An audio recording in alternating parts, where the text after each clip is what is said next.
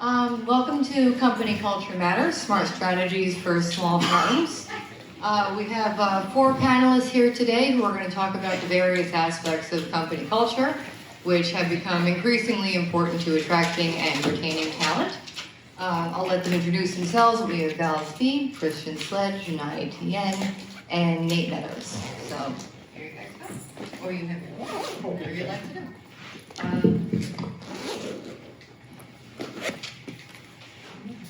Okay. Everybody hear me okay? Sometimes you're up there talking, you're not sure if these things are really working, so that's appreciated. My name is Val Steed, I am a CPA, and really I don't need to go through my whole background, but I'll tell you that I was with Deloitte to start with, and then I was with a small firm for many years. So we'll kind of key off that with different stories and things as we go along in the session. Fair enough? Hi, my name is Christian Sled. I have a Bachelor of Fine Arts degree in photography, and I went back to school and got my post-bac certificate in accounting, and have been doing bookkeeping and payroll in Portland, Oregon for a small business for the last 8 years. Hi, I'm Shana. This is already here this morning, but I am a CPA. I actually went back on my master's in tax, and so I lived as a tax person for 21 years and flipped out of that into the diversity work that I do today. The firm was a small firm. At my largest, I had 7 employees, and I invested a lot of time in culture, and we'll talk a little bit more about that. So I'm probably the odd duck out here. My name is Nate Meadows. I know nothing about accounting other than there are numbers involved, and so that's why I chose the career of marketing. My career started in the United States Air Force in counterintelligence and terrorism, and I thought marketing would be a great next step after that. So happy to share any insights there. It makes sense. Hey, you know, there's always some type of path back and forth, right? So, hey, we'll go with it. Well, it's very good to know somebody's got our back, right? Okay. You guys ready to kick the conversation off? Absolutely. Where do Absolutely. you want to go with this, guys? You were a star. Talk about some different stories. Yeah, like one of the things that I've seen, you know, it's funny as we were just talking, like the path from counterterrorism and intelligence to marketing. I think all that aside, as a leader in organizations, I've worked in Fortune 500s and Fortune 50s, startups and small companies.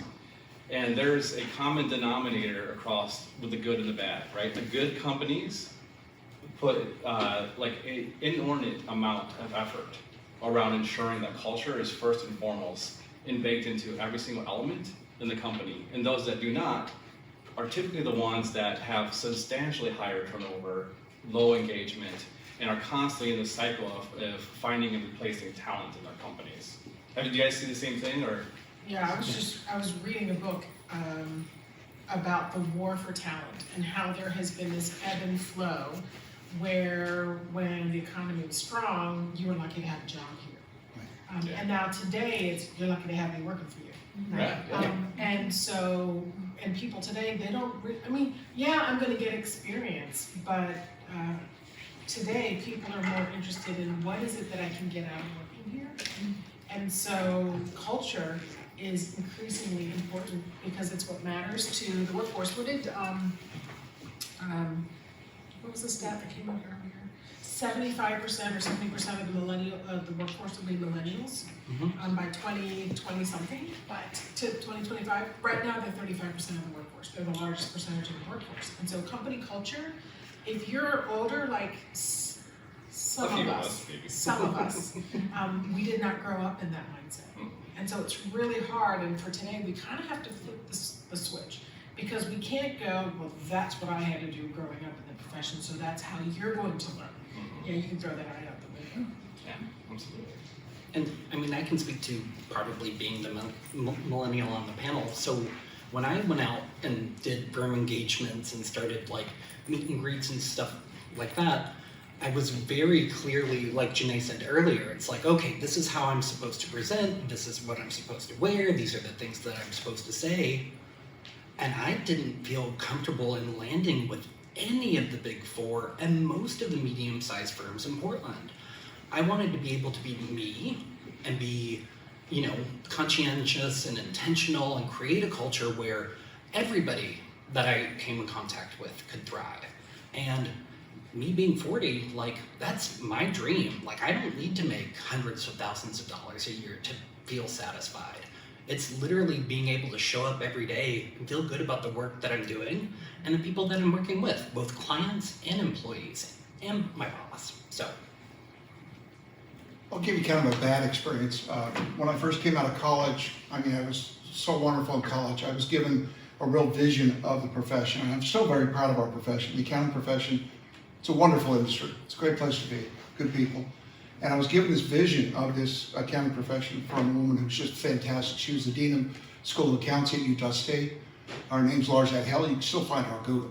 She was a real pioneer back in the day, and just a wonderful vision. And as I was interviewing, I was fortunate enough, while I was going through the master's program, also taxation, actually to be done. I was able to also sit for the exam while I was doing all this, and somehow, I don't know how I slipped past them. Somehow I got past the CPA exam. So I was coming out of college with, CPA exam passed, master's degree in taxation, great professors and background and everything, and interviewing some of these firms. And I remember Deloitte really recruited me very hard, and they were so, we're so family oriented. We do this, we do that, we do that. And also technology. I was really big on technology. In fact, way back in the day, and yes, I am part dinosaur, so just to let you know, I go back ways. But back in the day, I actually took out a student loan and bought a computer because I was really enamored with accounting technology. And back in the day, it was a DEC Rainbow computer. So this thing cost like $6,542.87. Who said I was an accountant, right? Still remember that, but really expensive. But what I got from that was experience with, SuperCalc, DBase, WordStar. That was what was on the back at the time. All this technology. So I'm coming out with this background and a lot of stuff accomplished for firms and ready to go. And I'm so excited. And Deloitte nationally is really well known for technology, if you know much about Deloitte. So I was like, wow, this is great. Just so happened the local office of Deloitte that I chose there in Salt Lake really kind of narrow focused. I mean, they kind of, okay, you fit in this cubby hole. Even with all the stuff I brought to them, and I started showing them in places where we could do a lot of client advisory services, to be honest with you, way back in the day. In fact, the managing partner and I got a little bit of a tip over this. Had he listened to me back in the day, we would have beat Arthur Anderson Consulting by over a year to the same game, okay? So I was terribly frustrated, and here was this experience that we're gonna listen to you, our door's open. Anymore I hear that, and I say, it's open until I try to walk through it, right? That's a really good point. Good. I wanted to ask you guys, now company culture has changed a lot since the pandemic, and a lot of people are looking for something else. So what can current companies do to make sure that they offer an authentic culture? And I know, you just said a lot of people say, they're open to things when they turn out not to be. So how can candidates evaluate the right company to work for? Do you mind if I jump in? Go ahead, Nate. Yeah, so I think it goes back to something you said actually. And as leaders in an organization, you have to absolutely flip the script. And I think we don't have to accept the arbitrary reasons and rationale around culture. We don't have to accept the standards in which, that we grew up in, so to speak, or our predecessors grew up in, and so on. I believe so much in what's called rebellious leadership. I refuse to accept the standard way of what a typical leader in a company day and age or a typical culture should look and feel like. And I think it's so important that we embrace this idea that centers around, as a candidate, right, or an employee, I want to know that I am empowered, I am trusted, I am respected, and I am heard.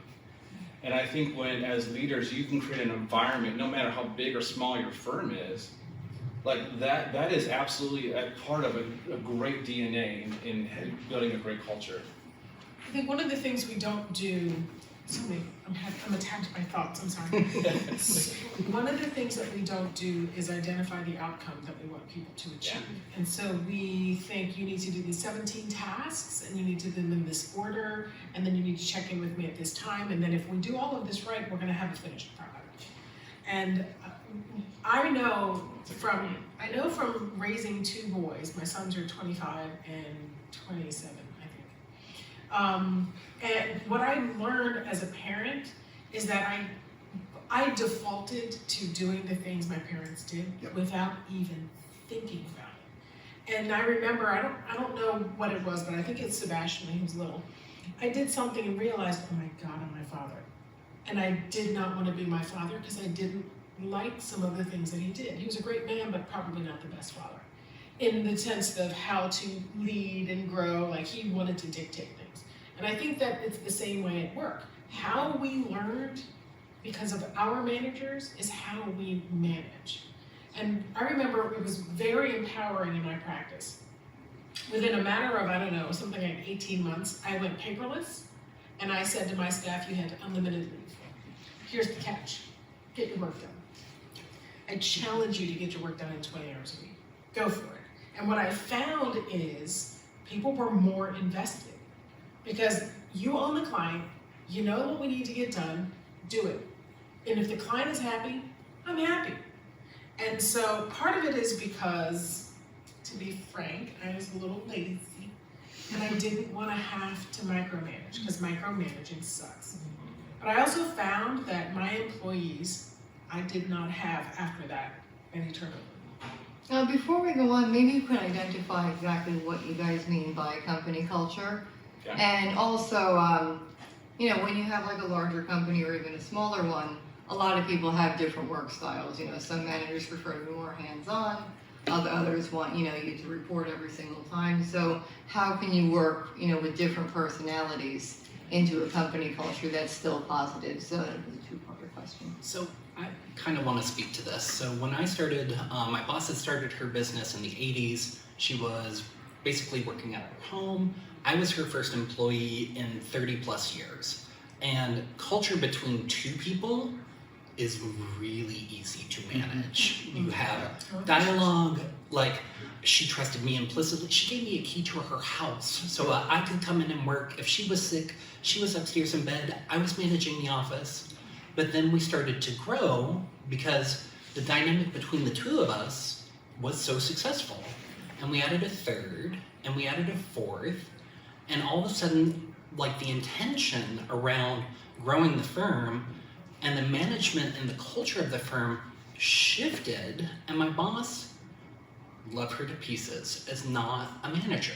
She is a doer, and she will do. But that being said, you know, I think being intentional in any culture helps you to grow and to thrive. But culture is this panel right here. Yeah. We all have different backgrounds, we all have different stories, we can all contribute to the conversation. And sometimes, unfortunately, you get a bad apple in the mix. And the question is, what do you do about that bad apple? How do you correct the culture if it goes that direction? I would reframe it from a bad apple to a bad fit. Yeah. Because, okay, there are bad apples. Yeah, there But are. if we Yeah. take the psychopaths out, and what we're left with are some that's the counter. Right. Some people, this isn't the place for them. Right. And that's okay, but how do you know it's the place for them? To your question of culture. Culture is the sum of the way we treat each other. It's the rules, it's the policies, it's the actual design and layout of the organization. It's the norms on how you talk to me, how I talk to you, and how you let other people talk to me, and how I let other people talk to you. And there's no straight formula, but it's the kind of thing that you know it when you see it. Yeah, I would add, like, what do you tolerate in your business? What do you tolerate? And I think on top of that, your culture is, well, yeah, it is what you tolerate, but also it's a never-ending project. Like, there's not a checklist of things that you are doing. Oh, hey guys, we made it. We're good. We can just. We're culturized. Right, we're culturized. We're good. Right, we're woke. We are a woke culture. We're good. Right. Like, that doesn't happen. And not only that, like, one of the things that I challenge myself on a daily basis, and one of my employees is in the room, so if you don't feel this way, please just remain anonymous and quiet. But I would venture to say, when I was leaving the military and joining the civilian workforce, I needed a certain type of leader. And I was looking for a certain type of person to help mentor me and guide me. So now as a people leader, I look at myself and am I the leader that I needed when I was in my career and when I was starting out, when I was going through things? And if I can't look myself in the mirror and answer that honestly, then I failed. And I have to own that up. And I have to go to my people and say, look, I'm sorry, I failed you here. Here's how I think we can make this better. But if I can't, and if you can't honestly look yourself in the mirror and say, am I the leader that I needed? Someone to give me tough love, or whatever that may be that is needed, then I think that's what really empowers a culture to move forward in such a great dynamic way. And take that further, where you say, okay, how much will you tolerate? It's also how much do you infuse into that culture? Oh, absolutely. You know, you don't just sit back and say, well, get your work done, I mean, kind of thing. Because I think everyone up here would agree that they infuse a lot of themselves into that business. I actually left even my local firm at one point, started a new business, and one of our key philosophies was families first. And in that organization, there's many cases where we had instructors going out in the field and things happening, and somebody have a family issue, we'd have to cover for them. And you have to cover for them. I mean, if you're going to say that, you've really got to mean it. And even when it's terribly inconvenient, you know, something happens to somebody's family, we were family first. In fact, one of the things we used to love to do too is people bring their family when we're out on certain events. We'd just pay for stuff. The company would buy the whole dinner, relatives out there. I mean, but if you're going to say that, you got to really do it. And that's where, like I say, at times when it's terribly inconvenient, you got to stand up and do it. And that builds your culture. So what do you put back into it to make your people feel like, you know, my door really is open. You can talk to me about anything within, you know, reason of business. And yes, let's put something into it, make it nice and fun for you at times, like as much as you can for business, and also be oriented to where at the end of the day you go home and you're not like, oh boy, you know, I got that hours in, thank heavens I'm home kind of thing. Yeah. Yeah. Can I ask real quick, just show of hands, it's a small group. How many people here own or run a small firm? What's your definition of small? Yes. That's right, it's small, whatever. I'm thinking, okay, small firm in my brain is maybe 20 people or less? Smaller than that. 5 people or less? Yeah. Like me, 1 person? Open What culture about also somebody- apply to, you know, when you work with clients as well, maybe a positive Yeah, company. but that was culture in that was the direction. reason I was asking, because if you have a small firm, 5, 10 people, Mhm. your clients are your culture. Right. They are part of the broader community and the relationships. I mean, I know for me, I'm a tax person, formerly a tax person. And as I was talking about this morning, relationships are so intimate that you really do know your clients and you actually become friends with your clients. I mean, there's some that you don't, but that's why, to your point, when you say family first, it means a lot of things, including your clients. So. I think that's an excellent point. One of the things I did in my past was I ran a digital marketing agency, and I can tell you the culture absolutely changes and shifts depending on the type of clients that you bring in. And I think as a leader, we absolutely have to safeguard our culture. I think your culture is the lifeblood in your organization. A very good point, because I just remembered we had a terrible experience in our old firm. We had a client, and I can tell you that the whole staff would dread working on this client all the time. And as a partner in the firm, I don't think was a anyone can junior relate to partner. that, you know? Yeah, and as partners, we finally realized the smartest thing we can do is ask this client to go down the road and use a different firm, because not only were they, you know, not terribly profitable for the firm, but our poor staff and everybody was going crazy with this client. The funny thing was, after we cut this client loose, not only did we have staff thanking us, whatever, we even had a couple of our other clients come to us and say, oh, by the way, you should have cut that client loose because they were bad-mouthing you years ago, you just didn't know it, kind of thing. So, you know, one bad client, one bad employee too, can really flip your culture. And so it's tough, especially in a small firm, if you get somebody in there that can really flip stuff. We had a really bad example or situation with that, where my managing partner hired somebody, and I'm just gonna tell you, he hired somebody based on how they looked, okay? And it wasn't a smart thing, and I love this guy, he was terribly successful in our firm, but we let go of a person who was wonderful, and the reasons we let go of this person, I strongly disagreed with. So about 9 months or a year into this thing with this person that wasn't fitting well at all our firm, I finally had it, and I went in and I said, you know, we're gonna get this person back. That person is still with the firm today, okay? With the other firm that I left. And this other person, what broke the straw that broke the camel's back there, was my other partner actually was walking in the office when this person, the not so great person, was walking out of our office carrying our petty cash box. And so it's hard. You think you really see somebody on the surface when you're hiring, and you really hope that they're really great people. And they think, hopefully, that you're a great employer. And you know, what are you putting into your culture to make stuff great? You know, what are your benefits, not just money, but things you do and things you have for them and whatever. And you hope it's a fit, but it's always tough. Either side of that. You know, you asked the question about, how do you know if you want to go to work for a company, right? How do you know if they're really great? Yeah. Well, you could talk to existing employees, you could talk to ex-employees. When you talk to ex-employees, though, what do you got to be careful of? Confirmation bias. Right. Mhm. But a The comment, a reason question that back they there, left yes, a isn't hand back there? necessarily what would drive it. Actually, I might save questions until the end, just if you don't mind. Hang on, I'll we're- have 10 hang minutes on, for we're coming up on Q&A. that. I'm sorry, and I we'll probably definitely talked too take long on on that, it. but No, it's okay. I have seen, like firsthand, and we've experienced a lot of these things. And it's hard, okay? If you're managing, especially like a small firm, but you gotta make a decision. When stuff's just not working with a client or with an employee, you just gotta take care of it.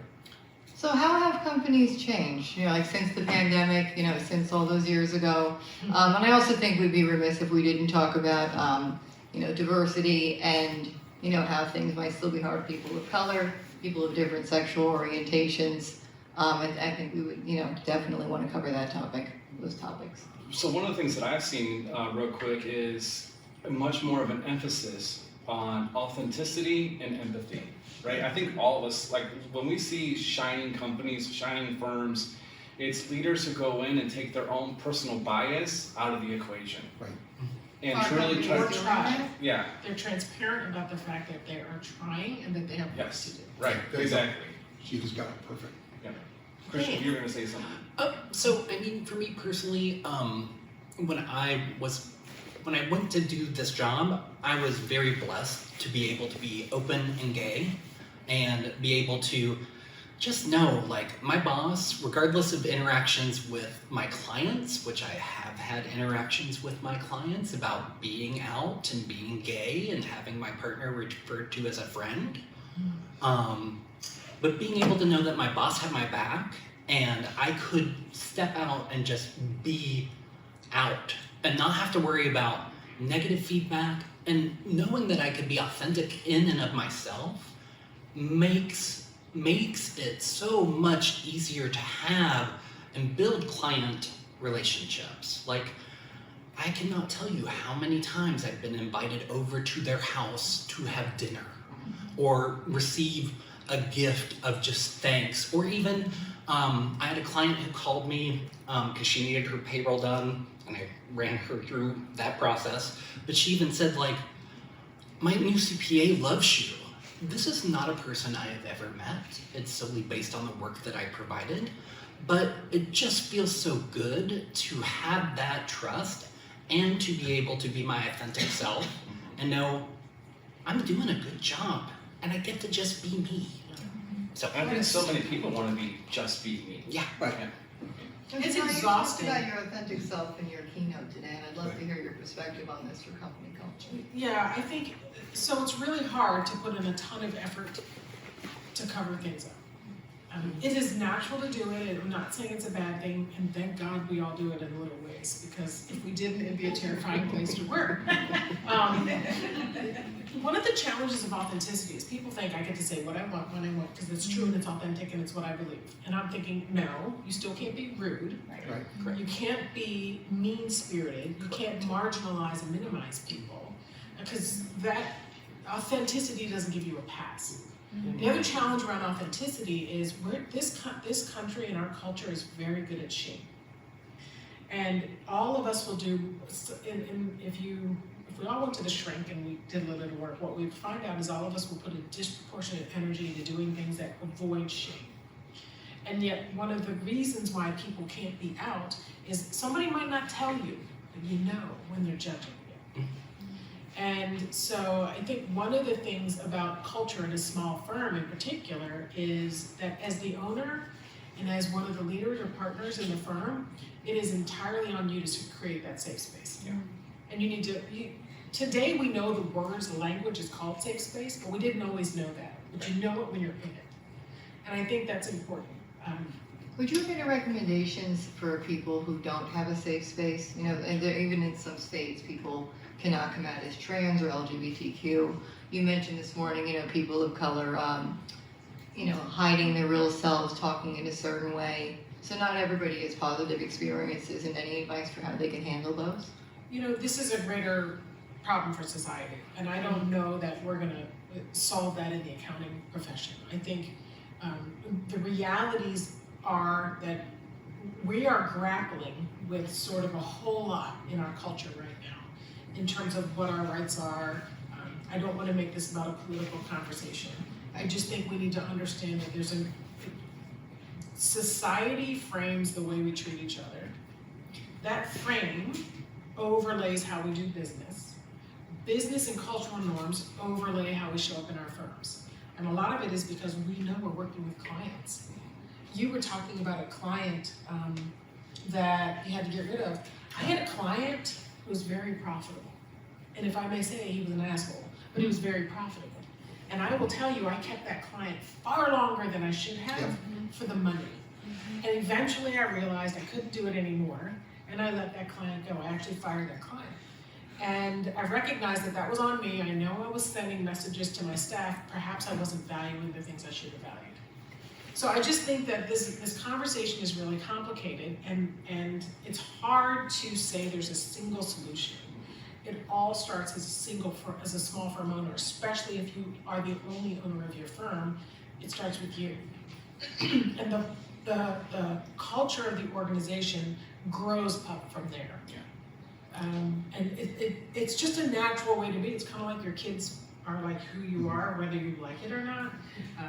And your kids are an absolute reflection of how you really are. It's unfiltered. Yeah, It is terrifying. It's hard. To move to a simpler topic maybe, when we talked in our panel practice, you guys had mentioned work-life balance. And I know that's especially important to a lot of people now in company culture, and I'd love to hear your perspectives on it. I think it's, Can I throw one back though, Carrie, if you don't mind? Because you asked about, you know, if somebody here doesn't feel like they're in a good environment or feel safe or feel whatever, have the courage to look around. I mean, we're hiring like crazy. Almost every company's hiring like crazy. It's not easy to change jobs. Trust me, I didn't do it much at all in my life.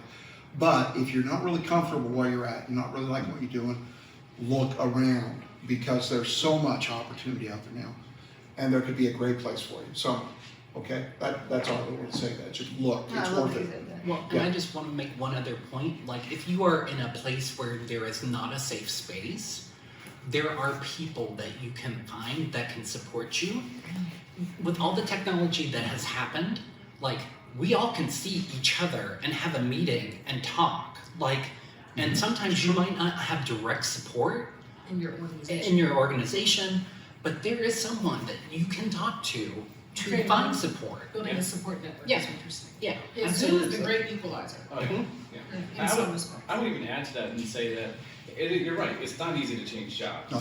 It's not easy to move around. But I think a lot of times there is probably more times than not someone in the same position as you looking for the domino effect to happen. I'll give you an example. So I had a breakout session earlier where I was talking about making accounting sexy, right, wrong, or different, right? So, and I said it was from Lessons from a Rebel Marketer, and I can say that because I have a skull tattoo on my arm, so I feel like that's my badge of honor. And a heart. Right, I also have a heart too, Okay, so so- I'm trying to balance things out. But that aside, I love being rebellious in a way, right? Like I would choose to not conform. I would choose to stand up against the arbitrary. We actually, this is really funny, but it's true. I ran an April Fool's Day campaign to one of our biggest competitors who has billions of dollars. I put a billboard outside of their office, their headquarters, and said, "Hi, blank company, we're hiring." And do you know, like today here, And at the trade show, I have hired people from that company who said, yeah, it's toxic as heck here. Sign me up. I love what you guys are doing. Yeah. You know, so I think like people are looking for some type of sign, some type of magnet to say it's okay. Like I don't have to stick here. I don't have to stay here. And there's just a lot of times I think people are looking for some type of lifeline or raft or Nobody some wants to type be of the first one. right, exactly. But once that happens, it's interesting. Several other people have left the organization as a result. There's this video, I don't know if you've ever seen it. I showed it at Scaling Heights a couple of years ago. It's the Lessons from a Dancing Leader. Have any of you seen that video? There's this video of this guy, it looks like it's a music festival, and he's literally dancing, if we're gonna call it dancing. He's moving around, and he's completely alone, and it looks crazy. And then one person goes over and starts dancing with him. Yeah. And it's what you're talking about, it's that spark. And what they said is it seems like the first person dancing is the leader, but it's the first follower. Yeah.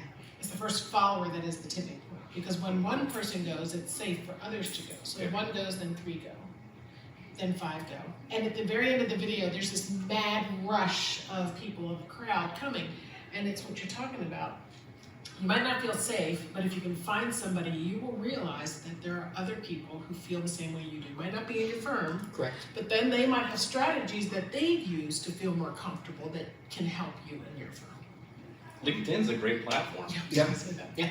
Absolutely. Yeah. Highly recommend LinkedIn. Yeah. Let me throw out one more comment. There was a survey, and I apologize, I can't remember this woman's name. She's on LinkedIn. She's got some great stuff about company culture and stuff. If you send me an email or something, I'll link you up there.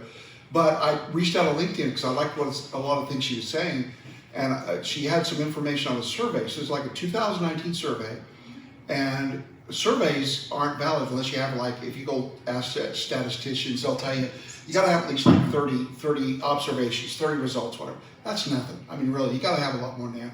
And this was a national survey, and they got respondents, not just people they surveyed, but the actual really good feedback. Over 1,000 something people came back and talked about this. And really the question was, have you ever left a company because of culture? 40 something percent have. Have you left multiple jobs because of culture? 15 more percent had left multiple jobs because of culture. Add those two together, okay? And if you're a small business owner right now, you're like, oh my gosh, 60, you know, holy cow, that people, a lot of people, this is the thing. You know, when I came out and went to work first, it was all about making money and who could I like make money the most for him. And I can tell you right now, it is not that. As a person that hires people, culture is probably number 1. What they get paid and the benefits is probably 2 and 3, and you know, other stuff down the road. It's work-life balance. I was gonna say, Yeah, but back to work-life balance. incredibly Sorry. important. People say today that they would leave regardless of money.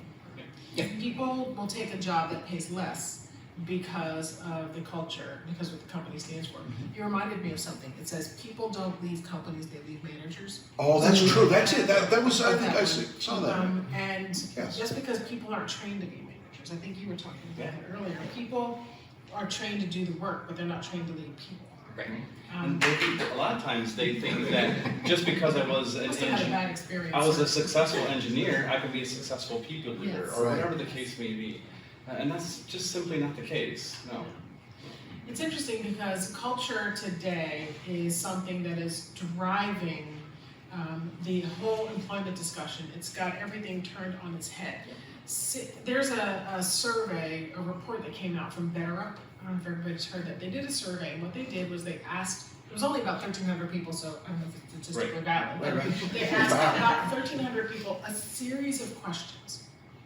What they were trying to do was get to whether these people, if they felt a sense of belonging, what does that translate to in dollars? Yeah. Because turnover is very expensive. 7 times Yes. the salary, Yes. right, typically, Very, 7 by the times. time you pay to recruit Yep. somebody, then the time it takes that you spend to onboard them, and then how long it takes for them to ramp up and get to full speed. Right. It is very expensive, and yet we don't pay attention to keeping people. So in this BetterUp survey though, what they did was they asked a lot of questions about, hours that they work, sense of engagement, a lot of questions. And they asked if they felt a sense of belonging. And then what they did was they filtered out the people who said they felt a sense of belonging versus those that didn't. And they looked at some interesting statistics. For example, they take 75% fewer sick days. That's money in your pocket. No, that's legit. That is Yeah, money absolutely. in your pocket. Their feeling of job engagement and connection goes up by some 80-something%. And yet we don't think about culture as monetary. We think of it as ethereal, we think of it as something you can't touch. But when you look at the things that matter to people, most of them are things you can measure and do something about, Absolutely. which is very, very powerful. One of the things that I learned in the military, and you go through, so I had what's called top secret SCI, which is the highest military clearance for classification that you can get. And you go through a series of questions and being psychoanalyzed to death, so I don't even know who you are anymore at this point, right? But one of the things is, if you were, like, think about the happiest time you've been at your job. Would you have left for more money somewhere else? And the answer is no. Like, that's a great question to ask your team, right? If you want to know how good your culture is today, ask them, right? If you were to be offered a job for the same amount of money at another firm, would you take it? That means they want to escape from whatever they are experiencing here. In fact, there was a market research study that was done, and I believe strongly it relates to a lot of areas of life. Humans will actually, by 9 to 1, would choose pain avoidance over pleasure. We're almost out of time, so I think one way to wrap up this conversation, because we've talked about so many different things, is for each of you to briefly talk about the takeaways that the audience should go home with out of this There's a culture. question back there. Yeah, we did have one question. Sure, let's go for a Maybe question. multiple. I believe you were in the back row, first one with your hand up. I was wondering, I look at a lot of these, other accounting firms and try to how to make your accounting firm unique and how to retain, good talent. And these larger firms that obviously have VC money backing them and all this, it's hard for a small firm to compete, recruit and get really great talent. We're forced into, not always, but sometimes, like I have onshore staff and an offshore staff. So my question is more so like, how do you guys with your small firms offer healthcare as part of the benefit? Because I've had a lot of small accounting firms, and I've had really great staff who was part of the great culture up and leave because, we have a better offer. And they're like, okay, could you have just come back to me and said, what about the offer? You have getting a little bit more money? Is it like maternity leave time? Like, what am I not providing? And so I'm trying to understand if I'm competing against Bench and, the new one that just, a couple large new ones that just came out where they have all these packages. What are they paying the people on the back end? How are they retaining clients? Because it's not all the culture. You can have a great culture. Well, let's jump in and I think we have this answer your question. I think the true answer is it depends. And I think that there's a myth of it's very true that the bigger firms can attract certain type of talent, but there's other talent that will go someplace for the quality. Would it be helpful to explain how, small firms can still have company culture and apply it to themselves? Because I think it's, often just thought of as just for larger firms. Yeah, I do think it's part culture. I also think it's understanding what that person needs. I had an employee who agreed to work with me. It was a very unfortunate situation. I had one of my employees, he crashed his motorcycle and was in the ICU. And it was August 10, and that was back in the day when August 15 was a deadline. Remember those days?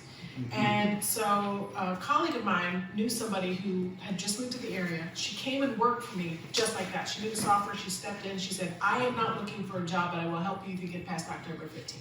She left after October 15 and went to find a job that had a better commute and a better salary. She calls me in January and says, can I come back? And she said that because she could do what she needed to do, live her life, the work-life balance, have a schedule that worked for her, and I was not competing on salary. I was competing on culture. So I think it just depends entirely on your situation. I don't want to minimize what you've asked because those are very hard questions to answer, and maybe we can chat with one of us. Let me throw out one idea for you too. Are you having quality, like annual sit down, or even like every 6 months, talk with your employees and say, okay, what's working for you, what's not working for you, and be really honest with me. Try to. I even gave them first dibs on which clients I want to ditch. Yeah. So I was like, I would say Chet, maybe Chet Everett. Yeah, I'm sorry, yes, we are running up against time, so. We got I'm about sorry, 10 minutes. I saw somebody else. No, with a I hand was up. gonna add, in the last session, the great resignation. Yeah. They talked about doing a stay interview twice a year with your employees on top, separate from the performance review, which is Right. more of a stay interview. What does it take, or they gave us a list of questions and all that, like what you were just. Yeah, it's a real honest, how are you doing here? Okay, what can you do, what can we do to help you make sure that you're really comfortable here, staying here, happy here? In my one little small business, do you know what some of my employees said to me? And I was stunned one year, because we were going through some of these reviews. They said, let so-and-so go. It wasn't a client, it was another employee. And I was like, what?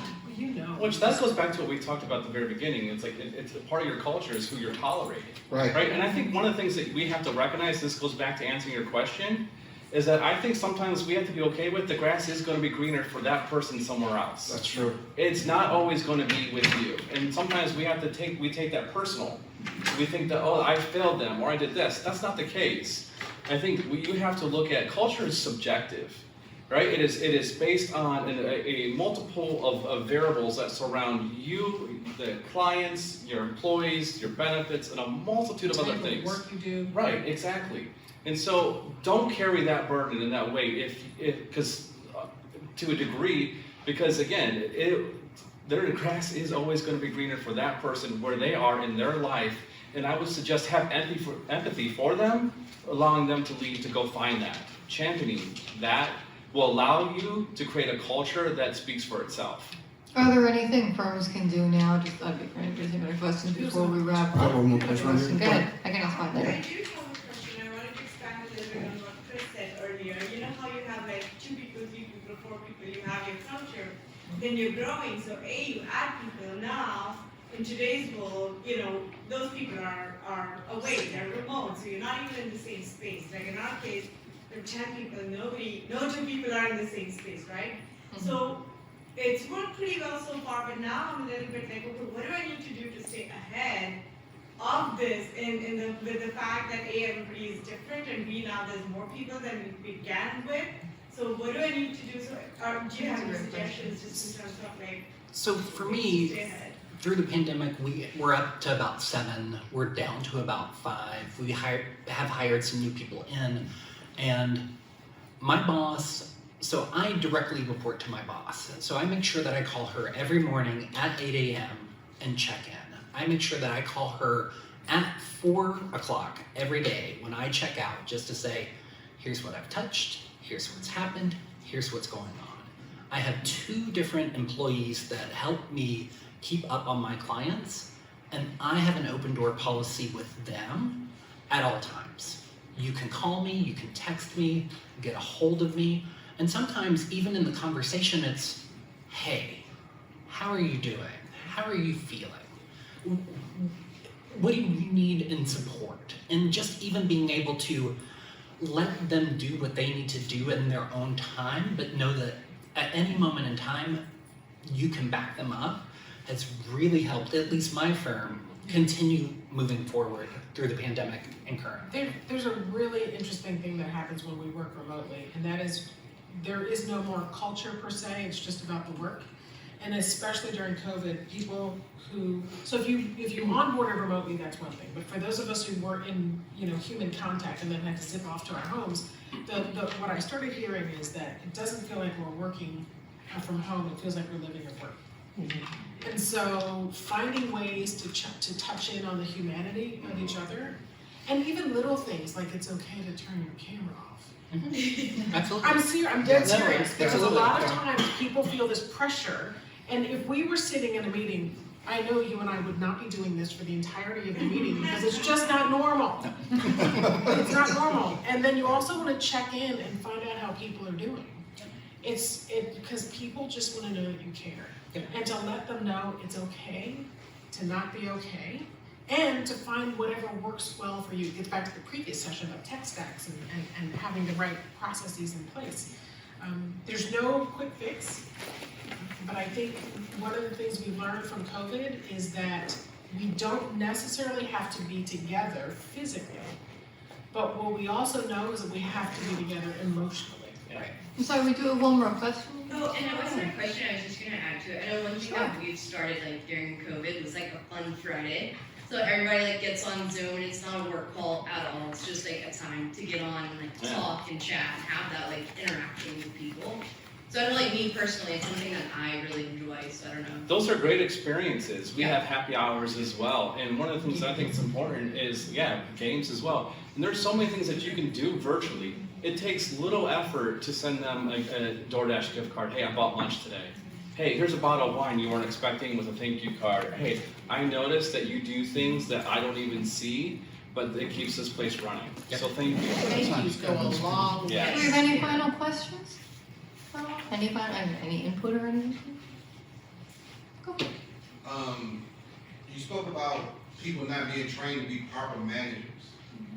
Now I know personally that's a struggle that I'm having since I've been growing my firm. So do you have any suggestions, resources to be better managers of people? Oh my gosh, yes, absolutely. One, LinkedIn Learning is a phenomenal resource. There are so many great thought leaders who are on LinkedIn Learning sharing their best tips, tricks, and insights. And I think that is an excellent and very economical place to start for your team.